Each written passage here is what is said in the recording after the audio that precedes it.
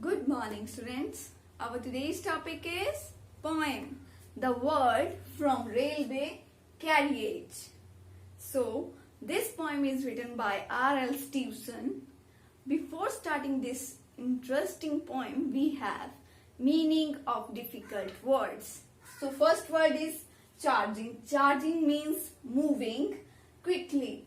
Driving rain. Driving rain means heavy rain. Next is clambers. Clambers means climbs with difficulty. Next is scrambles. Scrambles means moves quickly using his hands to help him. So next is brambles. Brambles means blackberries. Next is tramp. Tramp means a person who has no home or job. Next is the green for stringing the daisies.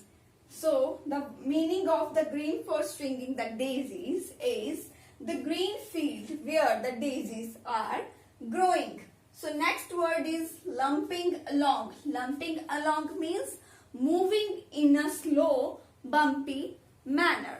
So let's start the poem. The world from a railway carriage. Faster than fairies, faster than witches, bridges and houses, hedges and ditches, and charging along like troops in a battle, all through the meadows the horses and cattle. All of the sights of the hill and the plain fly as thick as driving rain, and ever again in the wink of an eye, painted stations whistle by. Here is a child who clambers and scrambles, all by himself and gathering brambles. Here is a tramp who stands and gazes, and there is the green for stringing the daisies. Here is a cart run away in the road, lumping along with man and load. And here is a mill, and there is a river, each a glimpse and gone forever. Now let's start the explanation of the poem. Faster than fairies, faster than witches, bridges and horses, hedges and ditches, and charging along with troops in a battle, all through the meadow, and the horses and cattle.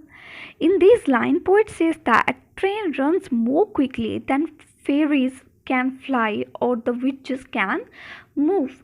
When train advances forward, it seems as a soldier are attacking enemy in a battlefield. The train rushes on, leaving bridges, horses, fences, and ditches behind.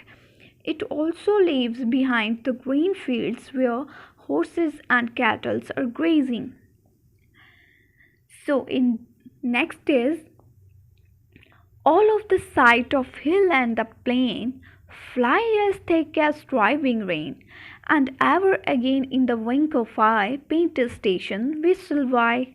In these lines, poet says that all the scene of hill and plain were being crossed by train as quick as drop of rain follows other drop of rain in a storm.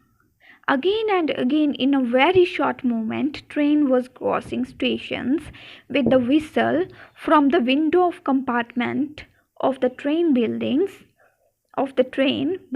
of stations were seemed as painted pictures.